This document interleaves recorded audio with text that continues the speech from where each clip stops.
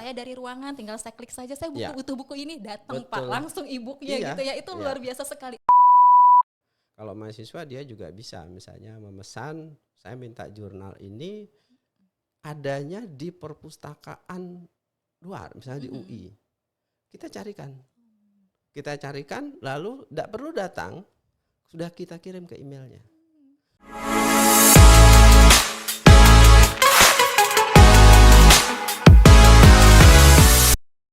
Assalamualaikum warahmatullahi wabarakatuh. Halo para sivitas akademika Universitas Bangka Belitung. Jumpa lagi dengan saya Siti Aisyah, host podcast Universitas Bangka Belitung.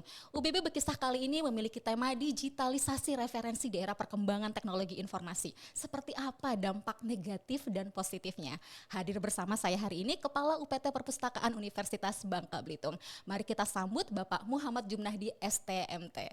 Terima kasih Bapak sudah hadir di studio podcastnya UBB. Bagaimana kabarnya hari ini Pak? Alhamdulillah baik. Alhamdulillah, sudah lama tidak lihat Bapak. Ya, pagi yang tahun segar. Lalu sering banget ketemu Bapak. Iya, sehat ya Pak ya? Alhamdulillah. Baik, hari ini kita mau berdiskusi Pak, sharing mungkin ya kurang lebih ya mengenai digitalisasi referensi di era perkembangan teknologi informasi. Seperti apa kira-kira nanti dampak positifnya ataupun dampak negatifnya. Namun sebelum kesana mungkin kita akan berbicara mengenai perkembangan teknologi ya Pak ya. Kita sekarang sudah semuanya ke era digital. Betul, perkembangannya pesat sekali begitu ya, tidak terasa ya Pak, apalagi di era digital seperti ini. Kita nih ya Pak ya, kadang tidak bisa jauh, tidak bisa lepas dari perangkat elektronik, entah itu handphone, entah itu laptop begitu ya Pak ya. Internet juga mungkin ya, kalau hilang aja udah langsung kelabakan. Nah mungkin juga ini tidak luput dari bidang perpustakaan begitu. Nah mungkin Pak boleh disampaikan pada kami kira-kira perubahan apa saja yang terjadi di perpustakaan di era digital ini. Silahkan Pak. Ya baik, terima kasih. Terkait dengan perpustakaan, kalau kita melihat perpustakaan itu adalah tempat mengumpulkan karya tulis dan karya cetak. Nah, artinya kita hanya menghimpun, lalu melayani pemustaka yang pinjam, gitu kan. Nah, dalam hal ini tugas pokok kita ada melayani dengan baik tentunya. Nah, kalau kita melayani dengan baik, kita lihat pasar kita atau layanan kita itu bertumpu pada mahasiswa, dosen, dan tendik. Nah, dalam era globalisasi ini ya memang terasa betul. Pertama kita kena dampak COVID kemarin gitu kan, lalu kita merubah strategi. Nah, sekarang peningkatan kita yang pertama adalah kerjasama dengan perpustakaan-perpustakaan yang lebih besar. Perpustakaan Perpusnas tentunya, kemudian kerjasama dengan penerbit-penerbit, kerjasama dengan jurnal-jurnal. Nah, kenapa ini penting? Kita tentunya punya anggaran yang dibilang kalau cukup itu relatif ya, dengan sekitar 8.000 mahasiswa, kemudian 300-an dosen. Ya, itu kita harus layani. Nah, tentunya dosen juga punya berbagai bidang keilmuan. Kalau kita tidak bekerja sama dengan jurnal-jurnal yang di luar sana, tentunya nanti hasil kualitas tulisan dosen kita itu akan turun atau akan kalah bersaing. Begitu juga dengan repositori mahasiswa. Repositori mahasiswa itu kan adalah hasil karya tulis mahasiswa, skripsi ataupun tesis. Nah, ini juga akan turun kalau kita tidak kualitasnya tidak bekerja sama dengan yang lain. Nah, itu langkah pertama adalah kolaborasi, tentunya kerjasama dengan kolaborasi. Langkah kedua adalah kita menambah jumlah buku atau menggunakan e-book dalam hal ini. Nah, cuman kadang-kadang terkait e-book juga ini kan selera. Ada yang seleranya cukup dengan tiduran di rumah, ada juga seleranya kalau nggak buka lihat buku fisiknya itu nggak yakin, nggak mantap. Ya, tentunya kita tetap membuka. Nah itu, jadi kedua-duanya ini penting. Kemudian kita juga meningkatkan tadi kan layanan ya. Bagaimana membuat pemustaka itu pertama cepat. Cepat dia mendaftar ya langsung begitu dia dapat mahasiswa kita anggap itu adalah anggota. dan wajib kita layani gitu kan. Begitu dia punya nomor NIP dosen, ya sudah langsung kita layani. Nah, tidak perlu daftar lagi, tidak perlu. Itu kan mempercepat ya. Kemudian pertama penelusuran buku. Nah, penelusuran buku kita juga sudah sediakan aplikasi-aplikasi ya untuk bagaimana dia misalnya tidak perlu sampai di sana mereka harus cari sendiri. Kita sediakan juga aplikasi-aplikasi yang melalui pemesanan dari handphone misalnya. Nah, itu. Jadi tidak perlu, ini sudah tersedia di sana. Nah, yang penting ya pemustaka nyaman, gitu kan. Saya kira itu tujuannya. Oke. Berarti semua sudah betul-betul terdigitalisasi juga ya Pak ya, di perpustakaan Universitas Bangka Belitung ini lebih mudah, Ya. lebih cepat juga aksesnya, aksesnya bisa lebih diakses cepat. bahkan tidak harus sampai ke perpustakaan ya Pak ya. Ya, Oke, ya. wah memang era digital ini bukan persoalan Betul. siap atau tidak siap Ya. dan bukan pula suatu opsi tapi konsekuensi ya Pak ya, Ya. sehingga kita tidak ada pilihan lain selain Ya. menguasai Ya. dan juga mengendalikan teknologi tentunya ke arah yang lebih bermanfaat di dalam hal ini. Kalau perpustakaan seperti yang Bapak sampaikan tadi sudah ada tersedia electronic book, electronic journal, kemudian sistem akses juga bisa dicapai dimanapun bahkan ya Pak ya. Nah mungkin berbicara terkait dengan perpustakaan, ada hal yang menarik bahwa perpustakaan itu identik dengan buku-buku yang tertata di rak ya Pak ya, rapih dan pemandangannya itu khas sekali ya. Aroma buku itu memang terkadang menjadi sesuatu hal yang menarik gitu ya, dan memang itu identik sekali dengan perpustakaan. Nah di era digitalisasi saat ini yang semua serba digital begitu, menurut Bapak, pandangan Bapak bagaimana mengenai eksistensi buku cetak di era digital ini, khususnya mungkin ini sudah tidak lagi menjadi incaran para mahasiswa. Bagaimana Bapak? Memang ya, sekarang kan eranya era digital di mana teknologi itu berada pada genggaman. Yang penting kuat-kuatan kuota, kuat-kuatan handphonenya juga gitu kan. Nah, tapi tadi di satu sisi memang ada gaya mahasiswa seperti itu. Di sisi lain ada gaya mahasiswa dia sesukanya berkelompok. Nah, di situ atau dua-duanya, ya berkelompok ya pegang handphone. Nah, sehingga kita melayaninya berarti kan ada tempat yang agak santai gitu kan. Alhamdulillah kita dapat penambahan ruangan yang di belakang itu kita buat untuk ruangan diskusi gitu kan. Diskusi terserah, setelah pinjam buku mereka lalu berdiskusi di ruangan sana. Nah, mungkin nanti kita juga bisa buat juga semacam mini kantinnya gitu kan. Nah, dengan warung kejujuran gitu kan. Nah, itu kan bisa menjadi daya tarik mereka. Atau mungkin juga nanti rencana kami adalah mengusulkan untuk membuat pondok baca, bukan pojok baca tapi pondok baca. Kita kan di depan perpustakaan itu kan punya lahan yang ya ada aliran sungai gitu lah. Ada pondok-pondok seperti itu. Nah, yang penting sinyal kencang, wifi-nya kencang. Nah, itu kan salah satu untuk menjadikan daya tarik. Karena apa? Semakin banyak mahasiswa, semakin banyak kebutuhan, semakin banyak selera. Tapi ya itulah gaya hidup manusia. Dan perpustakaan kembali lagi pada layanan. Kuncinya ada layanan. Kami hanya melayani dan kami hanya pelayan. Apapun minat mereka, kita berusaha untuk memenuhinya. Itu saya kira itu.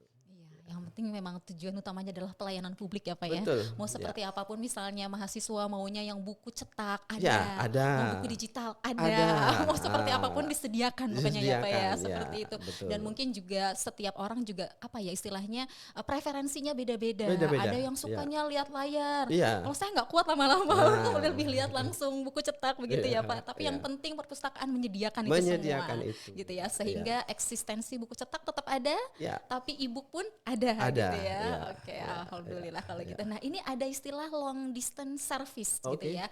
Pelayanan jarak jauh itu kan salah satu dampak positif dari perkembangan teknologi informasi khususnya di perpustakaan. Saya dari ruangan tinggal saya klik saja, saya butuh buku ini, datang Pak, langsung e-booknya gitu ya. Itu luar biasa sekali. Nah, mungkin boleh disampaikan lagi kira-kira dampak positif apa mengenai perkembangan teknologi informasi ini dalam sistem pelayanannya perpustakaan di era digital. Silakan Pak. Baik. Yang kadang kita juga tadi kan kita melayani mahasiswa dan dosen ya. Nah, kalau mahasiswa dia juga bisa misalnya memesan, saya minta jurnal ini adanya di perpustakaan luar, misalnya di UI. Kita carikan, lalu tidak perlu datang, sudah kita kirim ke emailnya. Dosen juga begitu. Iya. Nah, silahkan kita carikan, kita kirim ke emailnya. Jadi tidak perlu datang lagi. Kalau mau datang ya boleh, silahkan. Nah, itu belajar dari kondisi pandemi kemarin yang tidak boleh tatap muka. Jadi kami membuat inovasi-inovasi layanan bagaimana. Nah, kembali ke mahasiswa, dia bisa upload juga repositori. Kemudian dosen juga begitu. Kami bahkan meningkatkan layanannya. Kalau dulu kami yang menguploadkan sehingga antrian banyak menumpuk. Kalau sekarang tidak, masing-masing fakultas kami beri password. Kapanpun, siapapun, melalui fakultas mana, silahkan upload sendiri. Wah, itu. Jadi nggak perlu, kan sama saja, mau ngirimkan dulu ke kami, lalu kami yang upload. Ini nggak lagi, sudah silahkan upload sendiri. Lebih memanjakan, nggak perlu datang ke kampus mau koordinasi, tidak perlu. Saya kira itu. Itu salah satu dampak positif juga ya Pak. Betul, ya. Jadi ya. Memang pelayanan jarak jauh itu tidak harus selalu yang kalau dulu harus datang ya kata Bapak sampaikan ya mau upload apapun misalnya repositori harus antri sehingga mungkin membutuhkan waktu yang cukup panjang untuk bisa sampai terupload di repositori. Tapi sekarang tinggal ke fakultas saja semua sudah terupload ya. Tidak perlu datang ke fakultas. Oke, sendiri juga udah bisa ya Pak ya. Minta passwordnya fakultas atau WA saja ke perpustakaan, tolong minta password fakultas ini, kami dari pertanian, dari ekonomi, dari hukum, udah kita kasih upload sendiri. Nah, memudahkan semuanya ya. Sekarang sudah tidak ada sepertinya yang sulit-sulit lagi ya Pak ya, sudah tidak perlu antri-antrian lagi. Nah, mungkin dibalik kepopulerannya ya Pak ya, dengan segala nih kemudahannya, kita kembalikan lagi mungkin ada dampak negatifnya mungkin ya, seperti itu yang bisa merugikan manusia, seperti mungkin saat ini yang hoax gitu ya, sebaran informasi yang belum pasti kebenarannya. Nah, menurut Bapak apa kira-kira dampak negatifnya yang bisa diberikan ketika semua aplikasi itu dalam genggaman? Silakan Pak. Ketika semua aplikasi ada dalam genggaman. Tapi ingat, aplikasi itu ada yang punya, ya kan? Kita kalau server itu ada di kita, berarti semua jejak digital, semua tadi yang diupload itu punya kita sendiri. Tapi ini kalau misalnya aplikasi, saya contohkan repositori. Repositori itu punya pihak ketiga. Artinya apa? Ketika kerjasama ini putus, maka informasi itu bukan milik kita. Ini yang menjadi dampak negatifnya. Tapi kalau adanya kemandirian dari pengelolaan sistem informasi, nah itu yang sedang kita dorong. Makanya perpustakaan itu kemarin kita sudah melakukan pengadaan pembelian server ya. Agar apa? Tadi hasil repositori yang ada di mahasiswa itu paling enggak aplikasi kita pakai dari pihak ketiga, kita minta mirrornya. Kita minta mirror artinya setelah dia mengupload kita punya cadangan backup data sehingga dia bisa menyimpan itu. Nah, ketika akreditasi itu bisa semua jurusan bisa mengambil dari mirror itu, tidak tergantung lagi pada pemilik aplikasinya. Nah, itu. Oh begitu, oke. Mungkin Pak saya ini kan mau tahun ajaran baru ya.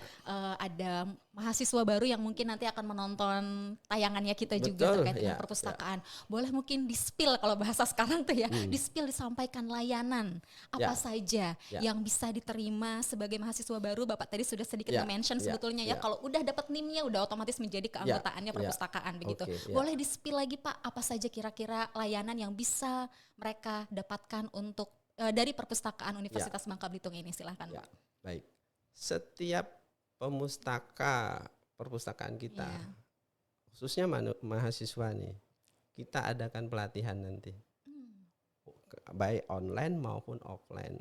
Nah, kita ada karena tidak bisa kita satu persatu kita jelaskan gitu kan, bagaimana prosedurnya, mau misalnya upload, download segala macam, mau pinjam buku.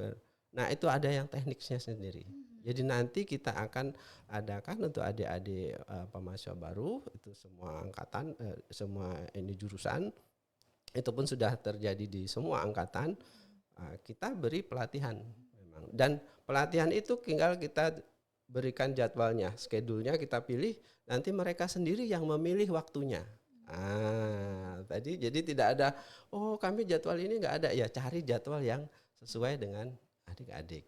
Nah, nanti di situ layanan apa saja detail kita berikan. Nah, itu langkah kita setiap tahun. Oke, berarti sebetulnya tidak ada alasan ya Pak ya untuk Nggak mahasiswa ada. tidak bisa akses apapun karena sebetulnya dari perpustakaan sendiri juga Ya. sudah memberikan pelatihan itu Iya, ya. pelatihan itu. Mhm. Jadi pelatihan pemustaka. Satu lagi, kita melaksanakan pelatihan workshop literasi digital. Ya. Itu bukan cuman untuk mahasiswa UBB, tapi untuk mahasiswa perguruan tinggi lain di luar UBB. Nah, itu kita adakan tiap tahun. Kalau mahasiswa UBB kita pilih misalnya delegasi dari perjurusan, kita minta jurusannya yang memilih mahasiswanya. Kemudian kalau perguruan tinggi lain, kita minta perguruan tinggi itu sebagai delegasi dari perguruan tinggi, cuma 2 orang. Nah, itu bentuk dari pengabdian kita kepada masyarakat dalam pembinaan literasi digitalnya. Nah, itu. Jadi kita layanan tidak bisa lagi terkungkung pada masa UBB, ke masyarakat juga kan gitu.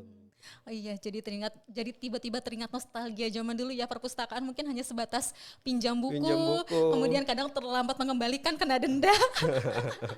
Seperti itu ya Pak ya, tapi sekarang ternyata banyak sekali aktivitas-aktivitas yang bisa dilakukan di perpustakaan ya Pak ya, tidak hanya pelatihan, ada workshop juga peningkatan literasi digital. Oke, berbicara literasi digital Pak, memang perpustakaan itu sebagai seperti yang Bapak sampaikan tadi, penyedia layanan dan juga literasi informasi. Tentunya ini sangat penting untuk kemajuan dunia pendidikan, terutama pendidikan tinggi.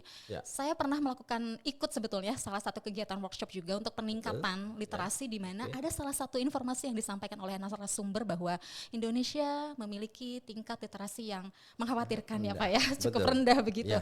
Nah, menurut pandangan Bapak, apakah perpustakaan digital atau yang sering kita kenal sekarang adalah e-library ini dapat menjadi solusi baru dalam meningkatkan kemampuan literasi, khususnya mungkin kalau kita berbicara mahasiswa Universitas Bangka Belitung, atau kira-kira tantangan apa saja sih yang sebetulnya dihadapi oleh kita atau di masa mendatang di era e-library ini?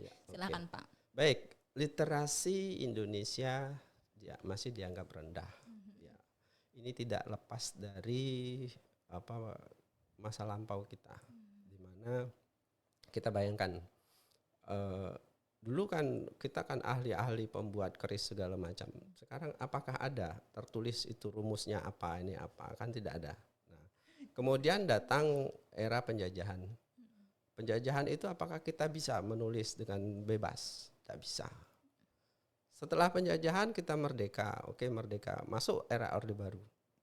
Era Orde Baru apa bisa Anda bicara seenaknya sendiri? Tidak bisa. Gitu kan? Nah, sekarang eranya digital. Ya. Artinya kita kebebasan berpikir dan berpendapat itu kan memang dulu dibatasi. Nah, sekarang kita mau masuk ke era bebas tadi. Cuman tadi ada yang bebas betul sehingga kebablasan gitu kan. Nah, sehingga dampak negatifnya tadi ya menjadi hal yang harus dicerna lagi ketika kita mendapatkan satu informasi. Harus lebih banyak literasi yang lain.